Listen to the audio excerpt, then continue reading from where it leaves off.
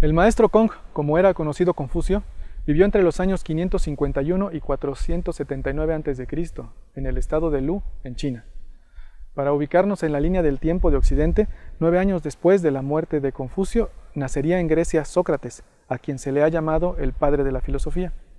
En el colegio, y a veces también en la universidad, se nos ha dicho mucho, una y otra vez, que la filosofía nació en Grecia y que ella es la madre de todas las ciencias. Pero cuando salimos un poco de los límites de Occidente, podemos encontrar distintas civilizaciones, como la India o la China, que desarrollaron siglos atrás sus propias reflexiones filosóficas y, en consecuencia, desarrollos tecnológicos y científicos notables, que al menos hasta el siglo XVII superaron en gran medida a Occidente y, como algunos han demostrado, fueron la base para que la cultura europea pudiera entrar en una fase de crecimiento intelectual y científico de los siglos XVI al XVIII.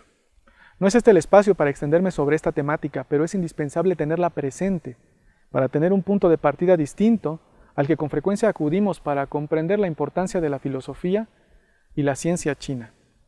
La filosofía confuciana o confucianismo está viva hoy en China, quizá más presente que la filosofía de Sócrates en Occidente, y ello se debe a que, desde su origen, fue concebida como un corpus reflexivo, no solo teórico, sino práctico, con el objetivo de asegurar la paz e instaurar la armonía en la sociedad.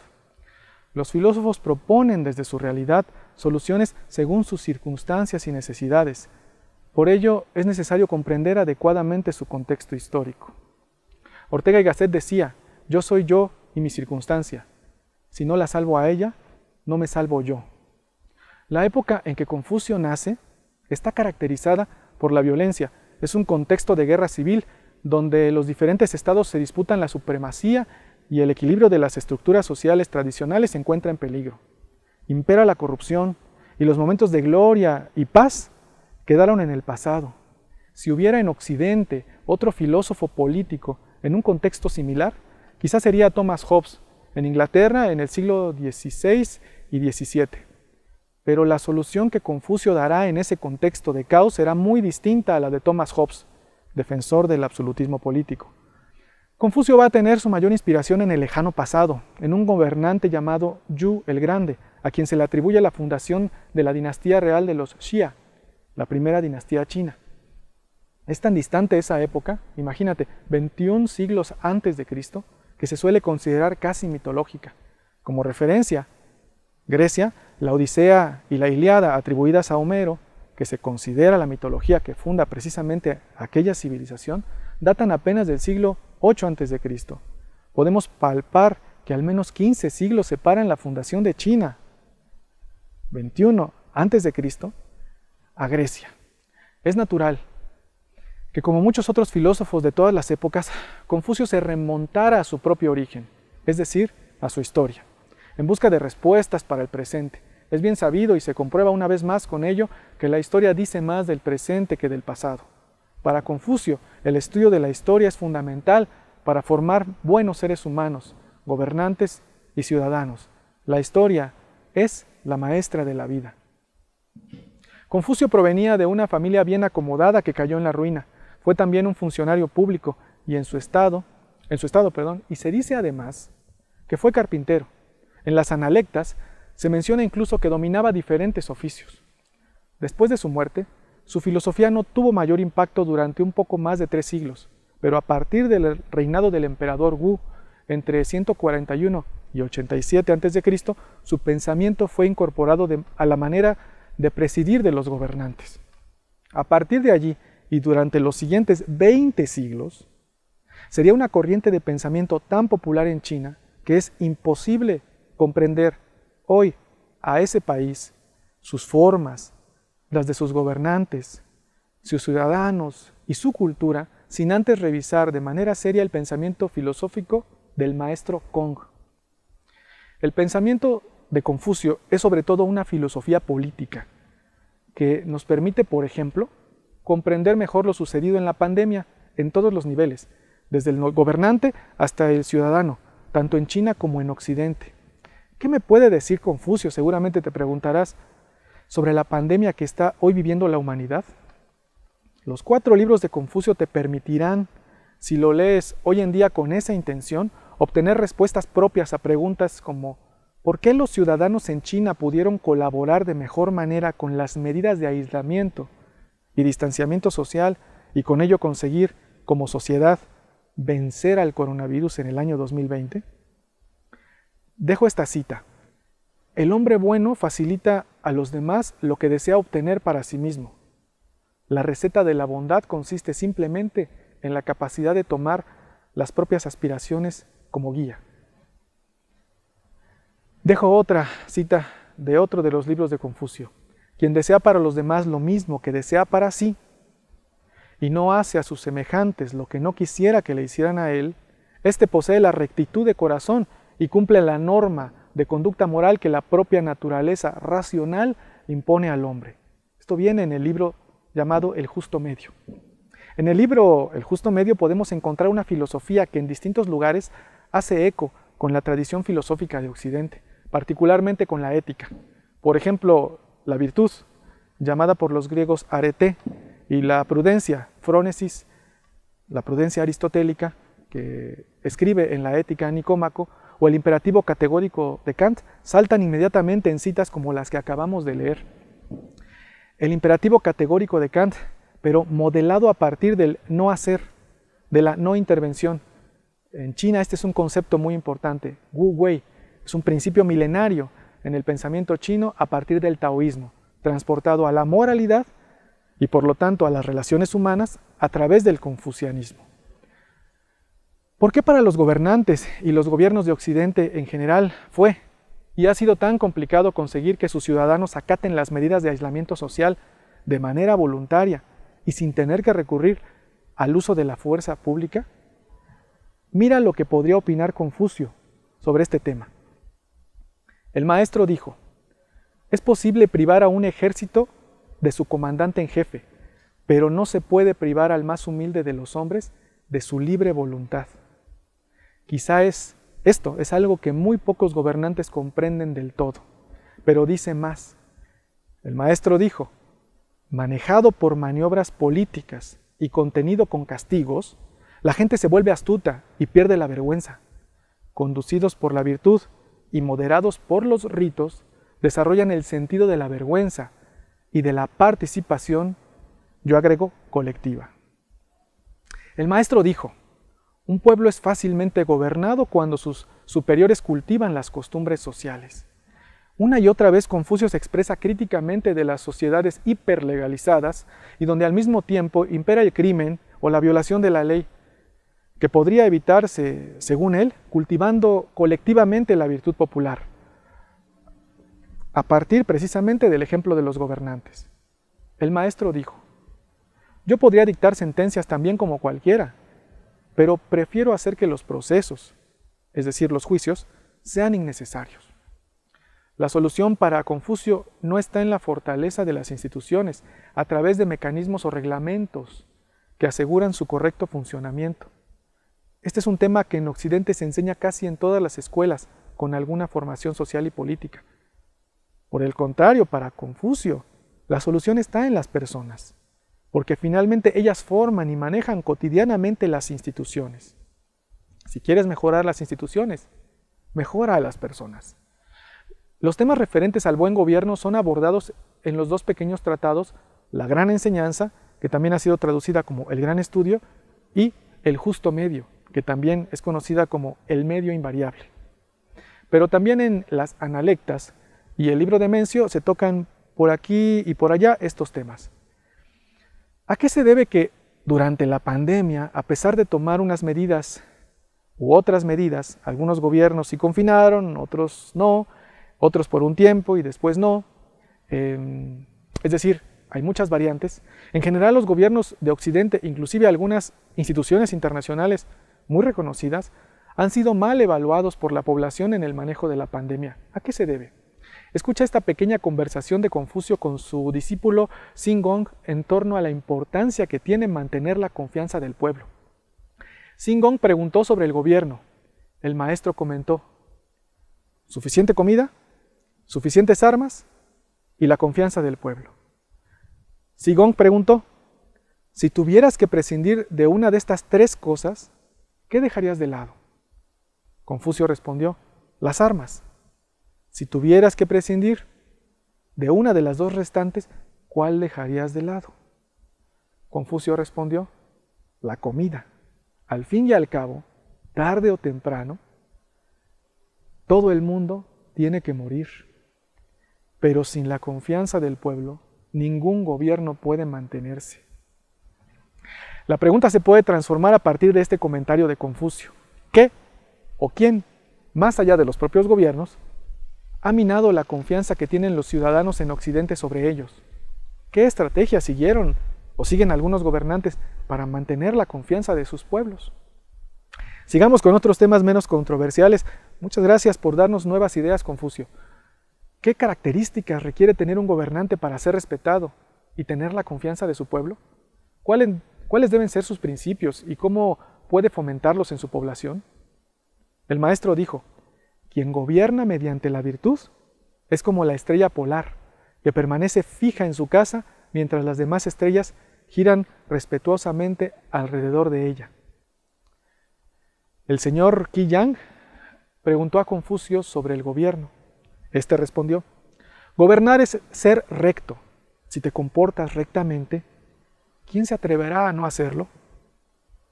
El maestro dijo, cuando el soberano es recto, las cosas marchan por sí mismas, sin necesidad de emitir órdenes. Cuando el soberano no es recto, tiene que multiplicar las órdenes que de todos modos no son seguidas. Cuando buenos hombres han gobernado el país durante 100 años, puede superarse la crueldad y extirparse el crimen. Incluso con un rey sabio se necesita toda una generación para que prevaleciera la humanidad. Aquí viene otra muy interesante. Fan Chi preguntó sobre la humanidad. El maestro respondió, amar a todos. También preguntó sobre el conocimiento. El maestro respondió, conocer a todos. Fan Chi no entendió y el maestro añadió, eleva a las personas honradas y colócalas por encima de las no honradas para que puedan corregirlas. Por esas razones, la filosofía de Confucio es revisada también en las ciencias de la gestión y la administración, para comprender mejor el tema del liderazgo. En torno a la administración pública, el pensamiento de Confucio se parece más al de una especie de austeridad republicana en el uso de los recursos públicos, pero también en todos los niveles de la sociedad para evitar el dispendio. Mira lo que dice. Solo hay un medio de acrecentar las rentas públicas de un reino, que sean muchos los que producen y pocos los que disipen, que se trabaje mucho y que se gaste con moderación. Si todo el pueblo obra así, las ganancias serán siempre suficientes.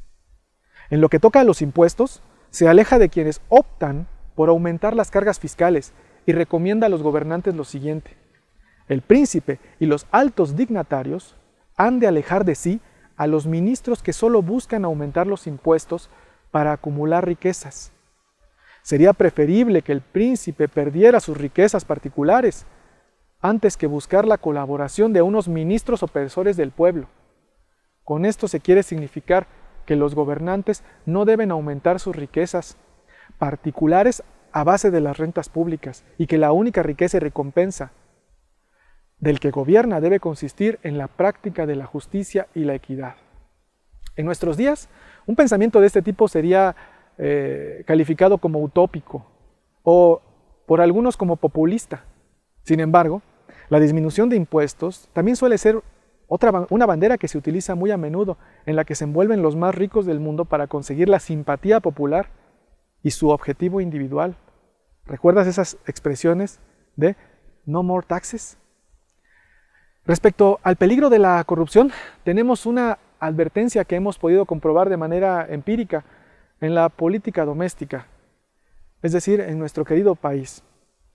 Si los gobernantes solo piensan en aumentar sus riquezas personales, dice Confucio, se rodearán de hombres perversos, quienes aparentarán ser ministros justos, y el reino será dirigido por estos hombres depravados. Cambiemos nuevamente de rumbo. De verdad que Confucio es una fuente de temas y de polémica. Sobre la administración de la justicia y la paz, Confucio parece ser llevado por un diagnóstico que a algunos podría sonar inalcanzable. Confucio decía, ¿no sería más eficaz lograr que fueran innecesarios los juicios? ¿No resultaría más provechoso dirigir nuestros esfuerzos a la eliminación de las inclinaciones perversas de los hombres? De este modo, quedarían ahogadas de raíz las malas acciones de quienes se desvían del buen camino. Esto es lo que yo entiendo por conocimiento de las causas o de la raíz. El maestro dijo, yo podría dictar sentencias, también como cualquiera, pero prefiero hacer que los procesos sean innecesarios. Confucio no sería el tipo de sabio que aconsejaría al gobernante crear más cárceles o centros penitenciarios. Contrariamente a la idea que solemos tener de esa cultura milenaria, para Confucio no es la mano dura contra la delincuencia la solución a las violaciones de la ley. Se trata, por otro lado, de un problema educativo, vinculado con la ausencia de valores. Mira esta pequeña conversación de Confucio. El señor Ji Kang preguntó a Confucio sobre el gobierno diciendo, ¿qué pensarías si matara a todos los delincuentes para ayudar a las personas honradas? Confucio respondió, ¿estás aquí para gobernar? ¿Qué necesidad hay de matar? Si deseas lo bueno, la gente será buena. La fuerza moral del caballero es viento. La fuerza moral del hombre ordinario es hierba. Ante el viento, la hierba ha de inclinarse. Meditemos, por un lado, en la importancia educativa que nuestras sociedades dan hoy en día a la formación de valores y juzguemos cada uno dónde hemos podido absorber, practicar y perfeccionarlos. ¿Perfeccionaste tus valores en la escuela? ¿O solo en el hogar? ¿Nuestro recuerdo o conciencia sobre este tema resulta vago? ¿Qué tipo de valores se deben buscar en los funcionarios públicos para que ejerzan mejor sus funciones? ¿Cómo distinguir si una persona es apta, independientemente de sus logros académicos, para realizar una tarea de servicio que es fundamental para el Estado hoy en día? Por ejemplo, la educación, la atención de la salud o la investigación científica.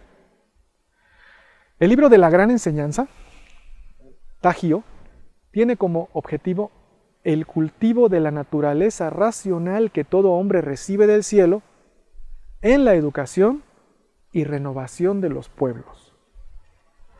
Lo repito, el cultivo de la naturaleza racional que todo hombre recibe del cielo en la educación y renovación de los pueblos. Dos aspectos resaltan aquí. Uno, la idea de que el ser humano es un ser racional, y dos, la importancia de la educación como instrumento civilizatorio para el desarrollo de la vida humana. En este último aspecto aparece el concepto de renovación o regeneración, que si lo pensamos es profundamente biológico, porque la naturaleza se renueva o se regenera, pero al mismo tiempo tiene un sentido moral. Los antiguos príncipes, dice Confucio, que pretendían educar y renovar a todos los pueblos, se esforzaban primero en gobernar con rectitud sus propios reinos. En este sentido, la labor del príncipe o del gobernante es fundamental. Su rol es percibido por Confucio como el de un gran líder, por lo que debe vestirse con los valores más altos de la sociedad. Pero para tal objetivo, debe realizar una esforzada labor que consiste en el perfeccionamiento de sus conocimientos morales. Hay una psicología axiológica detrás del pensamiento de Confucio, es decir, es mejorarse como persona. A partir de ahí, podría conseguir que sus intenciones sean rectas y sinceras, al tiempo que cultiva y adorna su alma de virtudes. Podría, por ejemplo, en primer lugar, ser un buen padre de familia, y solo después pretender gobernar adecuadamente a sus reinos. Una vez que logre esto, quizá pueda influir en el bienestar de todos los pueblos del mundo. Si comprendemos el núcleo de la sabiduría política que propone Confucio, quizá podríamos decir que la vida política de cada país, la política externa de cualquier país y las relaciones internacionales de todos los países comienzan desde casa. Los gobernantes no deben ser farol de la calle y oscuridad de su casa, como lo solemos decir en nuestro país. Para Confucio, sin duda la familia es la base de esa gran pirámide y las virtudes cultivadas en ella van a repercutir necesariamente en la administración pública. Decía Confucio, si alcanzamos nuestra perfección personal, quedará establecido el orden en nuestra familia. Si la familia está en orden, el reino será rectamente gobernado y cuando todos los reinos son bien gobernados, el mundo entero goza de paz y armonía, siendo renovados y educados todos los pueblos. Moraleja, los mejores hombres y mujeres para los países no se forman solo gracias a las grandes universidades o escuelas, se forman desde casa. La formación que se recibía en las escuelas confucianas tenía la finalidad de formar hombres virtuosos que pudieran desempeñar las tareas administrativas del Estado de manera íntegra, impecable y disciplinada, pero sobre todo humana. El humanismo que Confucio buscaba inculcar se basaba en 5 actitudes. Cito: cortesía, generosidad, sinceridad, diligencia y amabilidad. Si eres cortés, decía Confucio, no te insultarán. Si eres generoso, te ganarás a todos. Si eres sincero, los demás te darán su confianza. Si eres diligente, conseguirás muchas cosas. Si eres amable, tendrás lo que hace falta para dirigir a los demás. Es difícil encontrar en Occidente algún paralelismo con este tipo de escuelas. ¿En qué otra cultura o país se preparaba a las personas que formarían parte del servicio público como administradores o dirigentes de las distintas áreas? Más allá de Occidente, quizás solo en el Calmecac del mundo mexica podemos encontrar algo similar. Si eres estudiante, los 4 libros de Confucio te podrían responder: ¿cuál es el objetivo del conocimiento, sin importar cuál sea su contenido? Es decir, matemáticas, biología, derecho, física o filosofía. ¿Cuál es el objetivo del conocimiento? ¿Cuál es el objetivo de la educación? Cito: Xixia dijo: un hombre que valora la virtud más que la buena apariencia, que dedica toda su energía y a servir a su padre y a su madre, que está dispuesto a dar su vida por su soberano y que en la relación con sus amigos es leal a su palabra, aunque alguno pueda llamarlo inculto, yo seguiré manteniendo que es un hombre educado. ¿Por qué razón, si existe tanto conocimiento en nuestro mundo, está en crisis? Es real. Tenemos una crisis económica, de pobreza y desigualdad, una crisis política, un problema de representación en el mundo. Tenemos una crisis ecológica, tenemos crisis social por la violencia. Hoy en día, además, hay una crisis de salud. Mira lo que dice Confucio: el caballero considera el todo en lugar de las partes. El hombre común considera las partes en lugar del todo. Así visualiza Confucio la problemática o las problemáticas generales. Quizá ahí reside nuestra crisis, en la manera en que Occidente percibe al mundo. En Occidente se suele enfatizar las partes. Somos sujetos aislados y en competencia salvaje en el mercado, en lugar de centrarnos en el todo que compartimos como humanidad, incluidos nuestros problemas, como humanidad. Por ello, algunos pensadores han considerado que los problemas de Occidente son la expresión de una crisis epistémica fundada en la modernidad. Confucio nos recuerda, por el contrario, que todas las cosas están conectadas en un todo que es común. Como también expresó el jefe Seattle en su famosa carta al gran jefe blanco en 1854, ¿recuerdas esa carta del jefe Seattle? Es bellísima, sería bueno que la revisaras. Esa cosmovisión que Occidente rebautizó en el siglo XX como visión sistémica, holística, integral, fundamento de la ecología, pero que todavía no practica en sus sociedades Occidente, se encuentra en otras culturas desde hace miles de años. Es una visión sistémica de la existencia. El maestro dijo: un hombre que no se preocupa del futuro está condenado a preocuparse del presente. El maestro Zeng dijo: un erudito debe ser fuerte y resuelto, puesto que su carga es pesada y su jornada larga. Su carga es la humanidad. ¿Acaso no es esta pesada? Su jornada termina solo con la muerte. ¿Acaso no es esta larga? La filosofía confuciana es sobre todo una pedagogía en todos los campos: el político, el social, el familiar, incluso en el económico o material. En las analectas se cuenta: el maestro iba de camino hacia Wei y era Ran Qiu quien conducía el carruaje. El maestro comentó: ¿cuánta gente? Ran Qiu preguntó: cuando hay mucha población, ¿qué debe hacerse, maestro? Confucio respondió: enriquecerla. Y una vez que es rica, maestro, ¿cuál es el siguiente paso? Confucio respondió: educarla. Todas las riquezas, si se tienen, no tienen ningún sentido sin una educación que pueda guiarlas. El mayor conocimiento consiste en saber usar el conocimiento que se tiene de la mejor manera para ponerlo al servicio de la humanidad. El maestro dijo, qué recto era Shi Yu.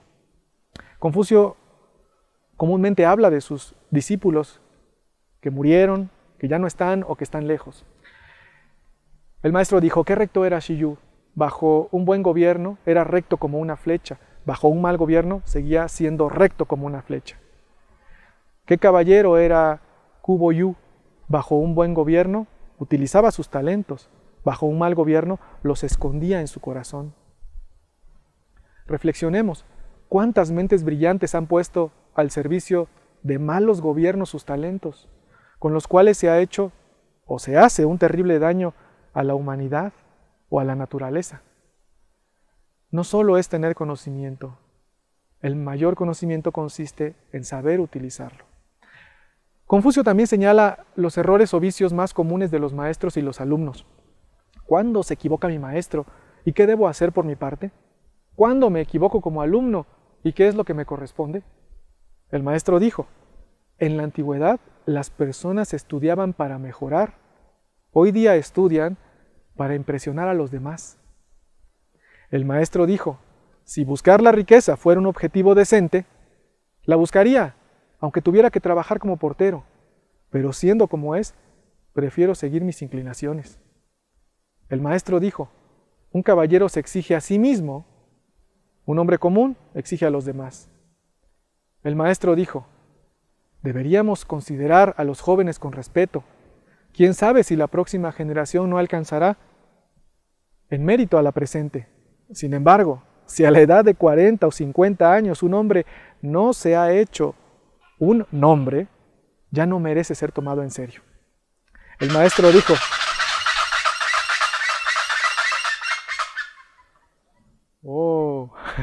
el maestro dijo, no os preocupéis si los demás no reconocen vuestros méritos, preocuparos si no reconocéis los suyos. También encontrarás consejos para quienes practican con honestidad el problema de aprender cada día. El maestro dijo, aprender es como cazar, ya que cuando no obtienes la pieza, es decir, cuando no comprendes algo, temes perder lo que ya has obtenido. El maestro dijo, tal vez haya personas que pueden actuar sin conocimiento, pero yo no soy una de ellas. El mejor sustituto para el conocimiento innato es escuchar mucho, escoger lo mejor y seguirlo, ver mucho y conservar la imagen. El maestro dijo, ponedme en compañía de 2 personas al azar e invariablemente tendrán algo que enseñarme. Puedo tomar sus cualidades como modelo y sus defectos como advertencia. Pero Confucio va más allá y hace también una dura crítica a la arrogancia y falta de autocrítica, valga la redundancia, por parte de quienes se dicen maestros. La vida de alguien que se dedica al conocimiento, el erudito, debe ser coherente en cada uno de sus actos, y su humanismo cotidiano es el ejemplo más importante para la formación de los estudiantes, pero también para la formación de los ciudadanos. Miren esta anécdota. Sis Hank preguntó, ¿cuándo puede decirse que un erudito ha alcanzado la percepción superior? El maestro respondió, eso depende de qué quieres decir por percepción. Sis Hank respondió, ser reconocido en la vida pública y ser reconocido en la vida privada. El maestro comentó, esto es reconocimiento, no percepción. Para alcanzar la percepción, un hombre debe tener buena madera, amar la justicia, examinar las palabras de los demás, observar sus expresiones, tener en mente la necesidad de respetar el punto de vista de los demás. Respecto al conocimiento, es suficiente con exhibir la virtud y comportarse al revés. Basta con que finjas imperturbablemente y sin duda lograrás el reconocimiento en la vida pública y también en la privada. O sea, para Confucio, el reconocimiento es pura pose.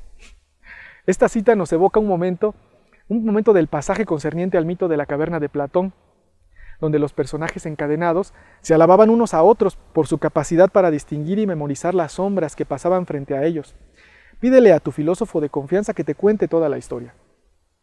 El maestro dijo: un hombre puede tener los espléndidos talentos del duque de Zhou, pero si es arrogante y malvado, sus méritos no valen de nada, no valen nada.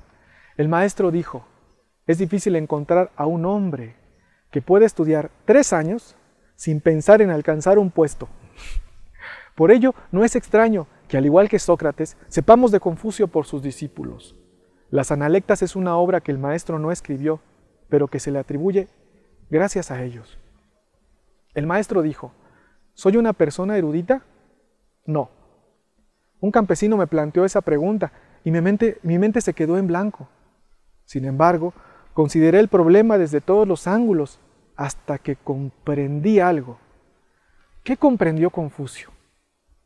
La respuesta sin duda es la misma que después descubriría Sócrates.